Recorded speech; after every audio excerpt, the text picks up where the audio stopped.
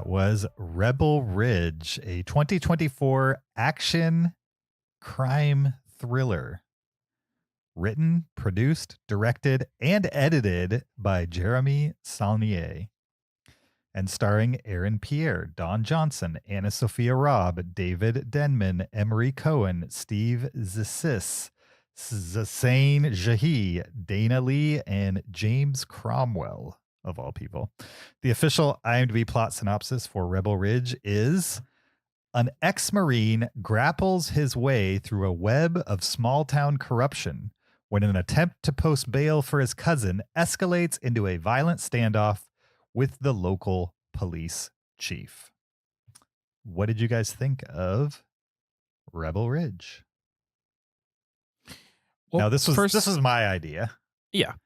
To watch this one just because I really love Blue Ruin, and I mostly like Green Room, and the other one, Something in the Dark, Held in the Dark, Hold the Dark, was okay.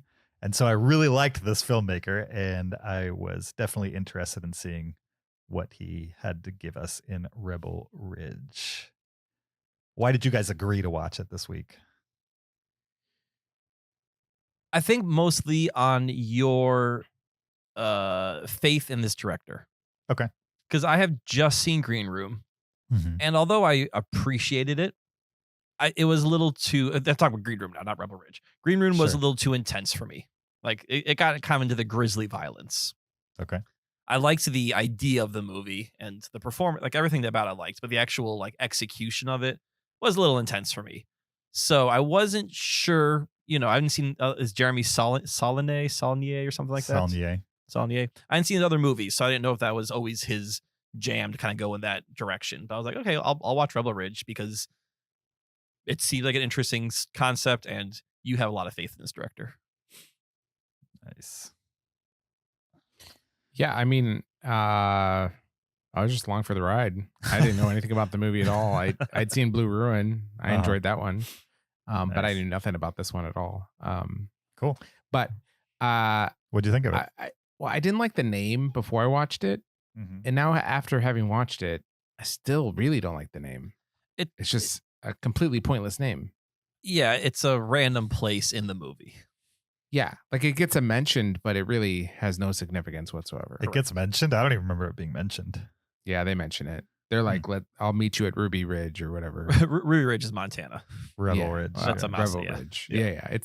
And thematically, it doesn't mean anything. It's just a terrible title. I don't know what I would call it, but not that. The Conspiracy. Yeah. Don't call it that.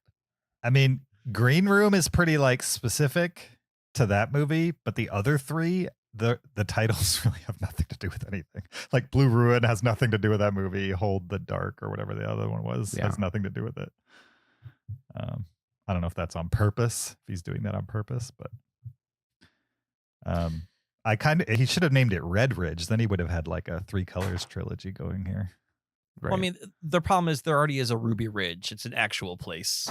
I believe a government massacre occurred in the 90s. So right. That's why you call it Red Ridge, not Ruby. Well, it doesn't have to be ridge at all. It could be anything with a color. It could be, a blue sunshine. It doesn't matter. Red Spoon. Blue, though. Red Spoon. I mean, that would make as much sense, right? Exactly. Okay, about this movie. Yeah. I enjoyed this movie. I had a good time watching it. I thought it's like a conspiracy thriller kind of a thing, where like one guy, everything's goes wrong and he has to like, force his way to success kind of a thing against all odds.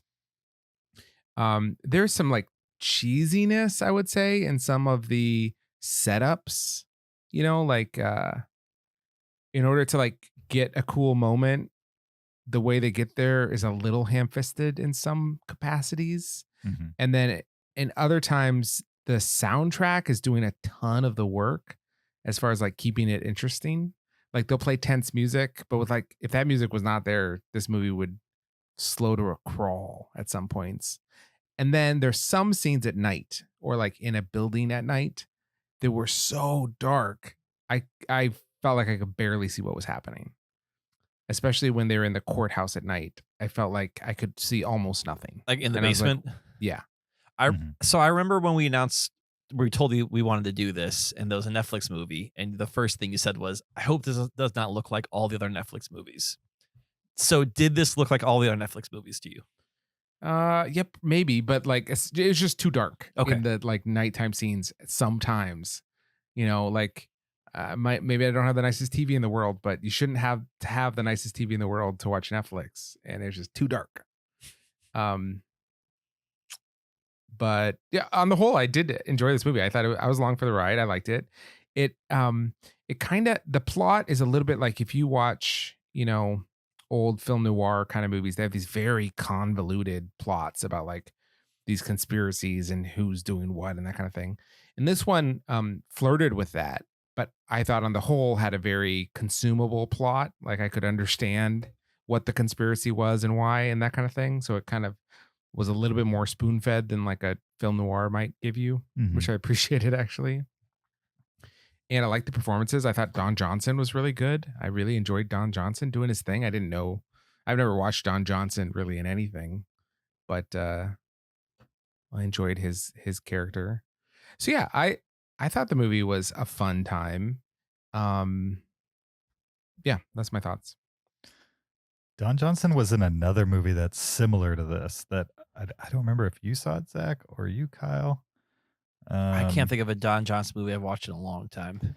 It's another like small pot boiler, backyard. Cold in July. Oh yeah, 2014. I saw that. Was that you, Zach? July. Cold in July is great, and doesn't it have like similar vibes to this, like small town sheriff-y type stuff? Yeah. Yes. Yeah. But that was 10 years ago. Cold in July was, so it's been a while since we've seen him in this kind of world. Go ahead, Kyle. Is Don Johnson doing TV still? I mean, he's still acting, obviously. Yeah, he's putting out like a movie or two a year. Okay. He was in Knives Out. Like we've seen that. Dragged Against Concrete. Did you guys see that? No. Brawl in Cell Block 99. Nope. No. Okay, so he's still working. I'm still watching him, but evidently you guys are skipping all the movies he's in. As far as TV, yeah, he's got TV projects every year. Okay. So he's a working actor. Good for him. Did you see the Watchmen HBO show? Oh, yes, he was on that. Yeah. Yep. That was wasn't such a he good like show. Wasn't he like a sheriff in that one or something? He Or was a law enforcement guy? Chief Judd Crawford. Yeah. Okay. So yes, He plays a good small town sheriff. definitely. Was Nash Bridges a small town sheriff?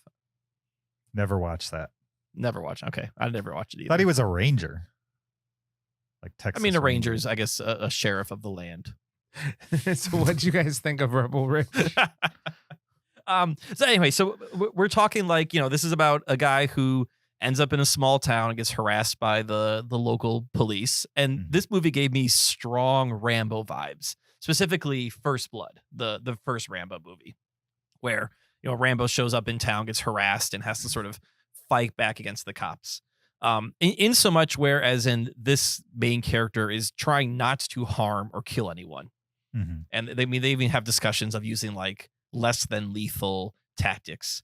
I really liked the main character, like how focused and planned he was. Every situation he approached, like he never just went in, not literally guns blazing, but he never just showed up in a situation and thought, I'll figure it out as I went along. Like he kind of had a plan and thought out how people are going to react to a situation, how he's going to react. Like you get this idea that he's a very methodical thinker.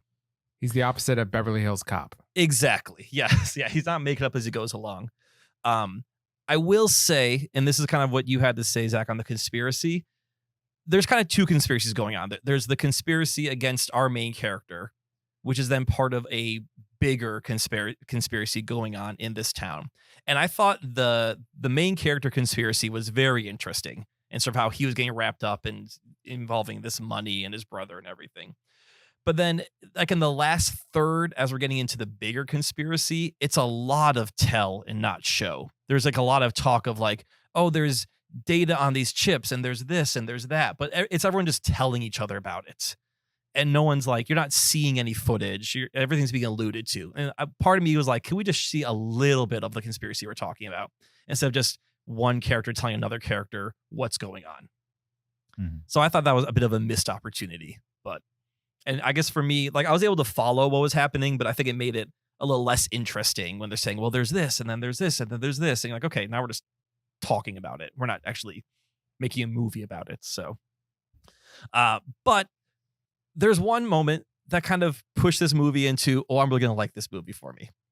And about, I don't know, it's like a half hour, 45 minutes in, the tensions between our main character, who kind of has this mysterious military past, and the sheriff's department are kind of, they're finally boiling to a head, or coming to a head. And our first moment of action happens, and I turn to Megan, I'm like, Megan, this is a jujitsu movie. And she's like, oh my God, how much longer do we have? Like already? She's like, oh no. And like, there wasn't a ton of jujitsu in this movie, but every time it happened, it was like legit good jujitsu. So, and there was a decent amount in that first fight, for sure. Yeah. That first fight probably was like the most jujitsu heavy of the whole thing. Right. I'm going to admit, I was expecting this to be like a lot more jujitsu as it went on, and it didn't. Like there's action to it, but it's definitely more of like a thriller. But there are moments of like hand-to-hand combat, and it's jujitsu. It's good jujitsu.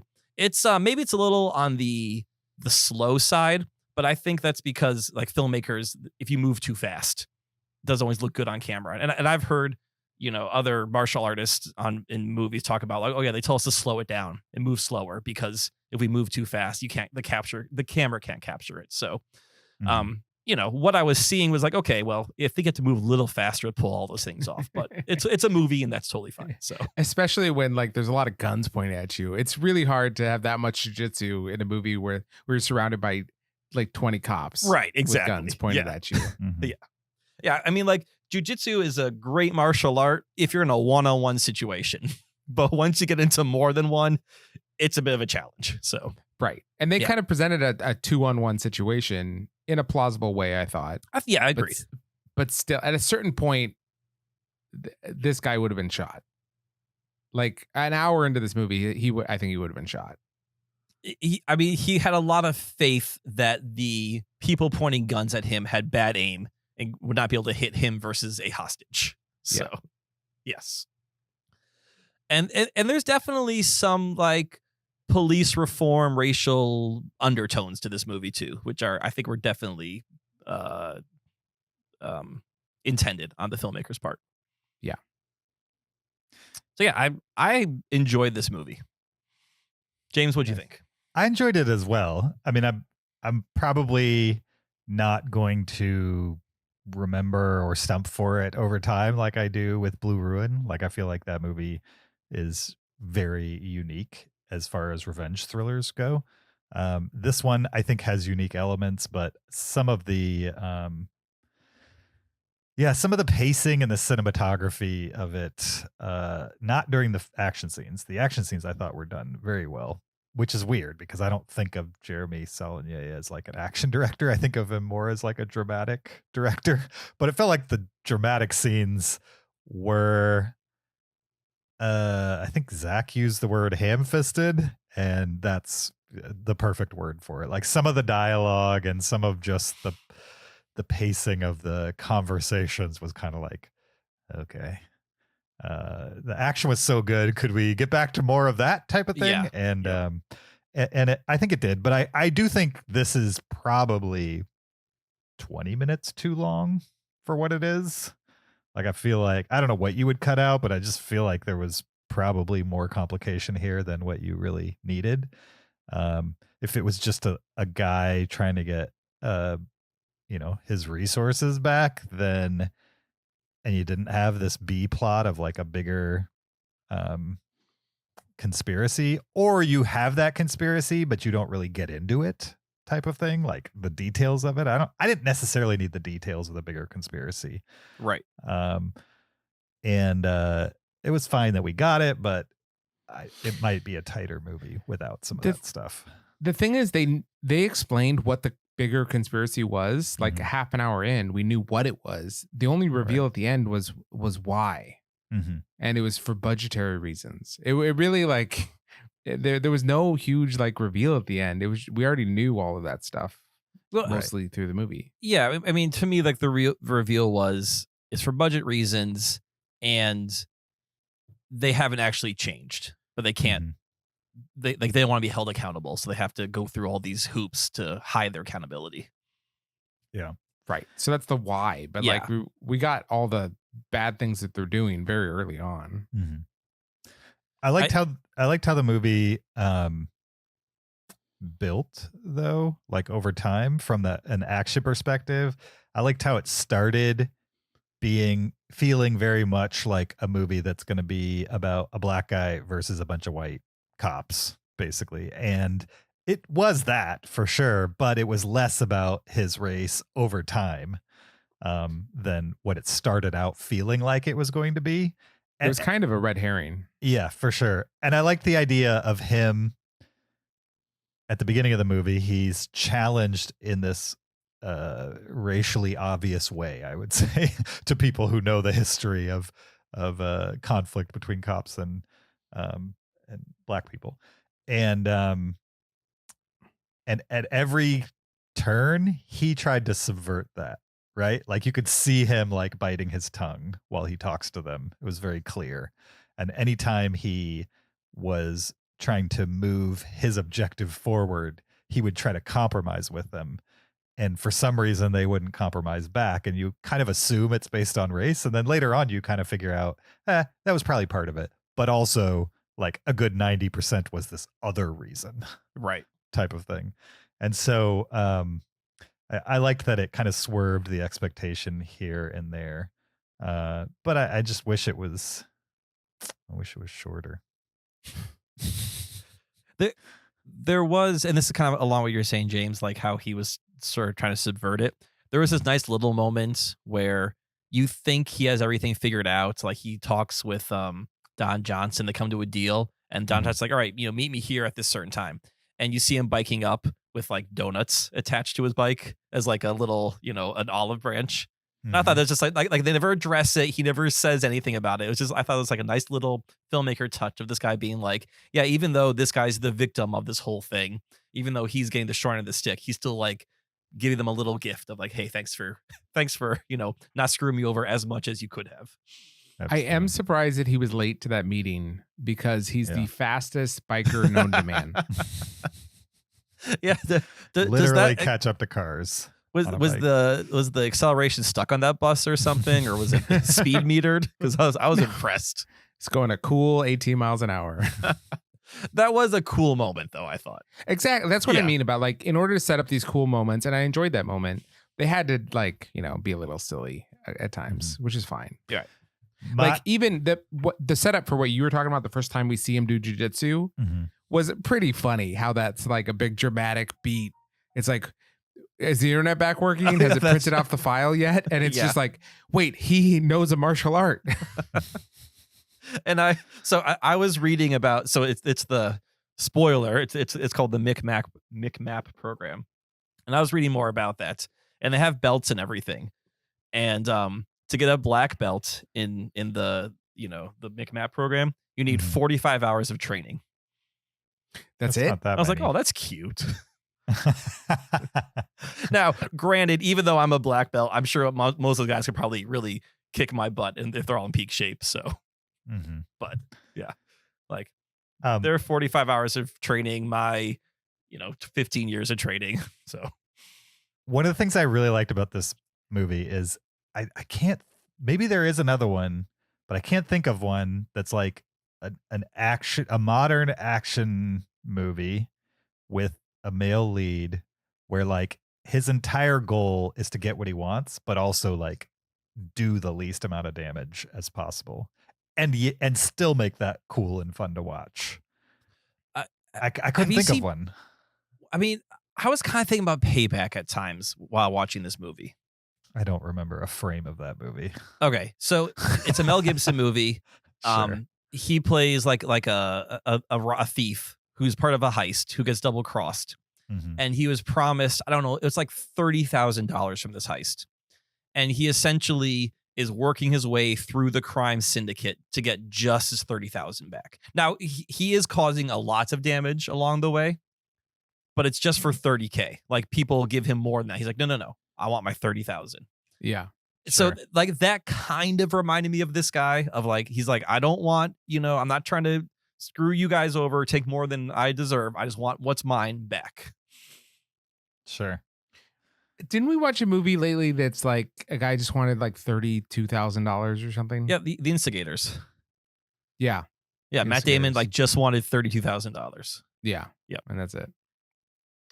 And I kind of like those principled characters. They're like, I need one thing out of this, and like, let me do the job, let me get my one thing, and then I want to go on my way. It's at least different and interesting Right. when they do that.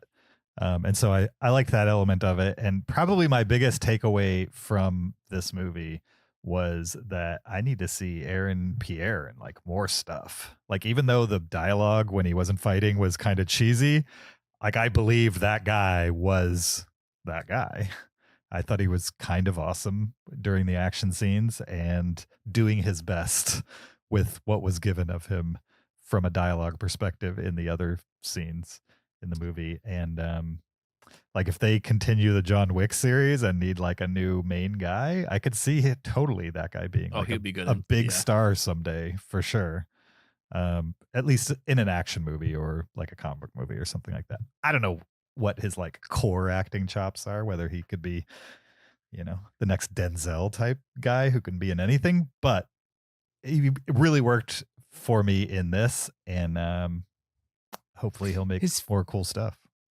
His face, like his features are like very distinct in that like it felt like he was wearing makeup the whole time. Anytime they showed a close up of his face, it was just very like, I think he had really I don't good know. skin. Yeah, and I think he's got like this like dark lines around his eyes. Yeah. It's just Yeah.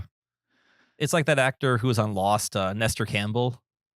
Like Mhm. he's just such dark lines around his eyes. People think he wears mascara all the time. It's like, no, it's just how I look. He also had like his eyes. Were they like a different color in the movie? I'm looking at photos. Well, James, you've seen the movie Old, right? The M. Night Shyamalan movie. Yes. Did you find him believable as a rapper named Midsize Sedan in that movie? I didn't even place it was the same guy. I mean, I didn't place it was him, but his face was kind of familiar. I'm like, I've seen this guy before. And I was looking at his credits. I'm like, well, I've only seen Old, so maybe it's from that. I remember the rapper being short-lived in that movie and also kind of annoying. Well, I mean, maybe he's really good at the material he's given. And if he's given an so M. Night Shyamalan script, he's going to do his best he can with that. Sure. The other thing I feel like you could just cut it out of the movie and it would have basically been the same thing. Is just cut out the entire character of the girl, the lady in the movie. Like I'm not sure why, like how the movie changed with her in it, other than just giving him more complications to deal with. I think if you want to have the second conspiracy, then you need her in the movie, because she sort of was the boots on the ground, and she kind of knew that there was a bigger thing going on. If you want it to be just a movie about a guy being screwed by the cops, yeah, you don't need her in there whatsoever. And but then that could have been your 90 over minute after movie. That movie's over after 30 minutes. I mean, he's Right. told leave and never come home after like 30 minutes. And he only comes back because of her. Yeah. I think who we could have cut was James Cromwell. You definitely could have cut James Cromwell. Right. I don't think he added much to it. Maybe he had some prestige with his name. I don't know what accent he was doing, but I mean, short of Don Johnson, he was the only person I recognized in the movie. Right. Clearly, I should have remembered Aaron Pierre's stellar performance in Old, but didn't really remember that. I wonder if there's anything else I've seen that guy in. I think, is he British? Couldn't tell you. He's a voice in Mufasa the Lion King coming up. Oh, he was in the Underground Railroad, the TV show from Barry Jenkins that I've been meaning to watch but haven't. He hasn't been in much. He must be really young. He's born in England How old is this dude? in 1994. He's 30, so he not terribly young, but considering his first movie was 2021, I wonder what this must be like. new to I the think he's been career. doing stage before this. Gotcha. This is his transition into cinema. Gotcha. What'd you guys think? Are we ready to letterbox this? Do we want to look up more of Aaron Pierre's IMDb? I mean, I do, but I'm ready. It's kind of he short. plays Mufasa. Oh, he's Mufasa. I did appreciate that you kind of had two legend actors in here, but a bunch of new faces that like didn't come with any baggage, type of thing. Yeah. And I really liked the cop sub characters too, like the underlings. I thought they were all kind of believable and like devious in realistic ways, not in like cartoony ways. The final gunfight too, I thought was pretty, for like a low budget Netflix movie. I thought it was pretty awesome the way they choreographed everything. Considering that your main character doesn't shoot a gun in the final gunfight. Yeah. I mean, it's wild to see somebody just disarm people and then empty the gun. Yeah, I thought those were cool moments when he's taking them apart. Yeah. To make sure they're not used against him, basically. But after a certain point, when they realize not a single shot is being fired at them, why are they not like advancing? It's a good question. I mean, they're not being shot at, right? So they don't necessarily need to barricade themselves. I mean, right, but they some were also dancing, don't want to get near him because he was like dispatching anybody who got even close to him. Yeah. So I would say maybe 8 feet away with a gun pointed at him is sufficient. But there's so many. but, like, it was a one-man army. Two guys tried that though, and he like eliminated them. Yeah, that's true. They tried. Like, he wasn't in the field. He was behind cars. So they have to, I don't know tactics, but you have to like, if you don't get 8 feet away between you and a car, there's a lot of circling you have to do. And yeah, that's true. If somebody had gone around the back of the building, they might have had a good shot on him from a distance. But yeah. Okay. Let's letterbox Rebel Ridge. What are you guys going to give it? 3.5 stars. 3.5 stars for me. 3.5 stars for me. Wow. All right. The rare 3.5 straight from the Cinereelists crew for Rebel Ridge. I'll say if it had more jujitsu, it would have been a 0.5 star bump. Okay. I like what I had. I'll say if it had 20 minutes less, if they figured out a way to tell a similar story in 20 minutes less, it probably would have gotten a 0.5 star bump for me. Fair. Zach, what did it need for you to get a 0.5 star bump? Dragons. Okay. That would have been an exciting reveal. And sure. that's the conspiracy, is that there's a dragon who's living underneath the police station who needs gold. Yes, and they are keeping him at bay and saving the whole planet just by stealing a couple thousand at a time from passerbyers. That's why they were accidentally unleashes the dragon and then has to tame it. He has to jujitsu a dragon. See, yes. if you had a jujitsu a dragon, definitely that might be a full star bump right there. Yeah, sure. For sure. Do you train for that? Yeah, we train for all scenarios in jiu-jitsu.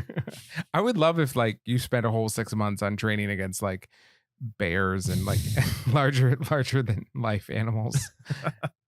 I don't know if I could use his weight against it. That's a good question. What is the most dangerous animal you feel like you could defeat using jiu-jitsu techniques? Ooh. I want to get cocky and say maybe a mountain lion. No, because it can just turn its neck and bite your arm off. Like it's got incredible range of motion. I think for me, if I was to dispatch an animal, yeah, it would have to be you're grappling with it. It's like it would have to be a choke. Like I'm not gonna arm bar an animal, right? That's just so it have to be a choke.